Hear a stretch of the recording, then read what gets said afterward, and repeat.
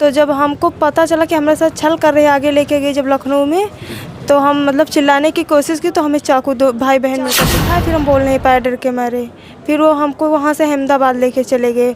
वहाँ रूम पे हमको बंद कर दिया। मतलब रूम में जब बंद किया हमें, तो हम बोल दिए कि हमारे करीब आने की कोशिश भी मत करना। फिर भी वो मेरा गला दबा के मुँह साध के हमारे साथ ज़बरदस्ती किए, रेप किए हमारे साथ में। फिर हम मतलब बोले कि हमारा धर्म है, मार मार के बोलते थे। ये कौन किया, क्या नाम है उनका? शहीम। कितना दिन रखे आप वहाँ? 15 दिन।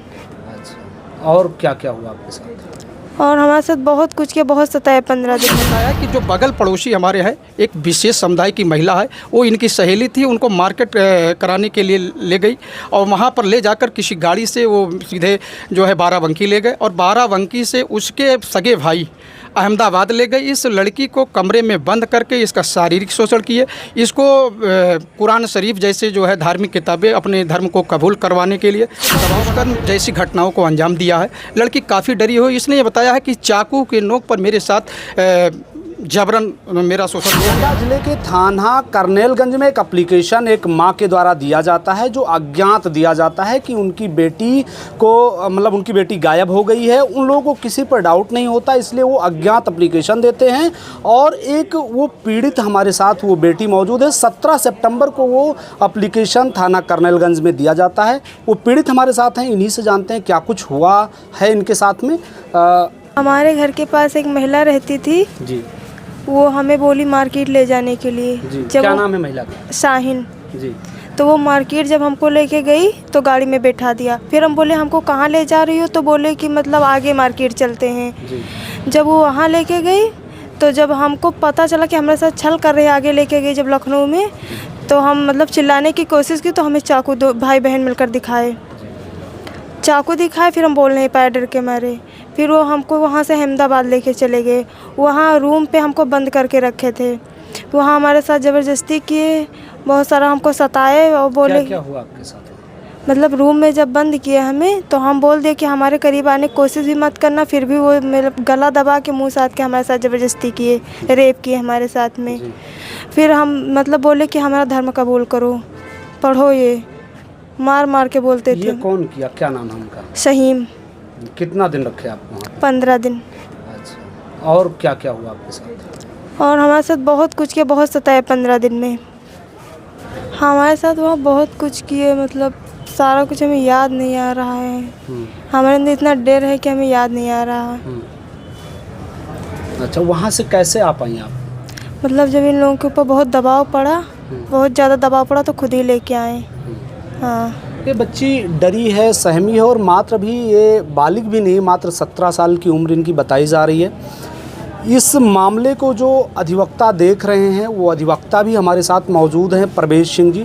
पूरा मामला हम इन्हीं से जानते हैं क्या कुछ मामला रहा है। सर, क्या मामला था? एक FIR पंजीकृत कराई गई। ये नाबालिग लड़की है जिसके मां के द्वारा एक FIR दिनांक 17/9 में पंजीकृत कराई गई थी। सबसे बड़ी बात तो ये है कि घटना 10 तारीख की है और 7 दिन के बाद थाना कोतवाली करनेल की पुलिस 7 दिन व्यतीत हो गए। ये माँ, एक बेबस माँ, अपनी पुत्री की बरामदगी के लिए, उसको जानकारी करने के लिए कि कहाँ है, गायब है, क्या स्थिति है। और 17 तारीख को 7 दिन बाद एक FIR पंजीकृत हुई।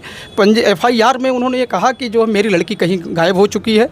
और बाद में जब ये लड़की काफ़ी दिन के बाद में 15 दिवस के बाद उसकी बरामदगी हुई, FIR पंजीकृत होने के बाद में, तो लड़की के द्वारा जो बताया गया है, उन्होंने ये बताया है कि जो बगल पड़ोसी हमारे हैं, एक विशेष समुदाय की महिला है, वो इनकी सहेली थी, उनको मार्केट कराने के लिए ले गई और वहाँ पर ले जाकर किसी गाड़ी से वो सीधे जो है बाराबंकी ले गए और बाराबंकी से उसके सगे भाई अहमदाबाद ले गई। इस लड़की को कमरे में बंद करके इसका शारीरिक शोषण किए, इसको कुरान शरीफ जैसे जो है धार्मिक किताबें अपने धर्म को कबूल करवाने के लिए दबाव बनाते रहे। इसके साथ दुष्कर्म जैसी घटनाओं को अंजाम दिया है। लड़की काफ़ी डरी हुई, इसने ये बताया है कि चाकू के नोक पर मेरे साथ जबरन मेरा शोषण किया गया है। जब इस पुलिस FIR पंजीकृत होने के बाद में उसके फैमिली मेंबर पर ज़्यादा दबाव बनाने लगी, तो वो जब किसी तरह वो लाकर ही छोड़ गया है।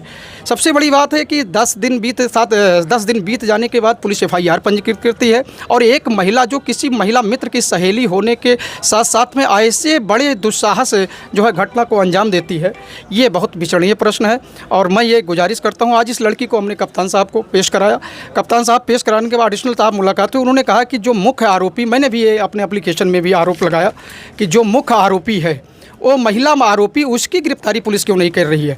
और इसमें जो एक मुलजमान की गिरफ्तारी हुई, शाहिम जो लड़की बता रही है, उसके ऊपर पुलिस वालों ने जो है पॉक्सो एक्ट 376 जैसे जो है आरोप लगा के गिरफ्तारी की गई है, जिसमें 14 दिन कल दिवस बीत जाएंगे, कल रिमांड पेशी भी है उसकी गिरफ्तारी। लेकिन मुख्य महिला की आरोपी की गिरफ्तारी नहीं हो रही है, ना वो घर पर है, और उसके कई अराजक तत्वों के द्वारा इसकी माँ और इसको धमकी दी जा रही है कि सुलह कर लीजिए, अन्यथा आपको मार के लाश गायब कर देंगे। ये पूरी घटना है। मैं प्रशासन से भी गुजारिश करूंगा कि ऐसे गंभीर प्रकरण पर अविलंब संज्ञान ले, अन्यथा समाज में कई ऐसे भाव पैदा हो सकते हैं जिसका मनोबल जो है इनके मुलजमानों का मनोबल बढ़ जाएगा।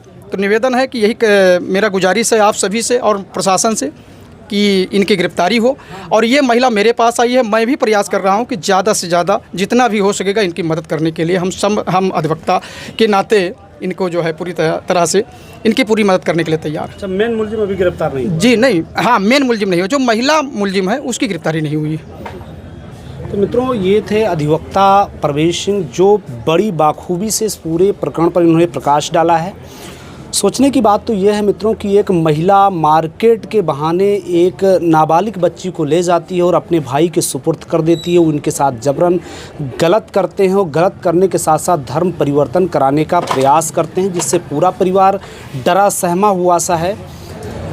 डरी सहमी हुई बच्ची और पूरा परिवार डरा सहमा हुआ है। उन सबका एक ही गुजारिश है, निवेदन है न्यायालय से, सरकार से, कि किसी भी प्रकार इस पीड़ित परिवार को न्याय मिल सके। जो मुलजिम हैं उनको गिरफ्तारी हो और उनको कड़ी से कड़ी सज़ा मिले, ताकि समाज में ऐसी कुरीतियाँ उत्पन्न ना हों।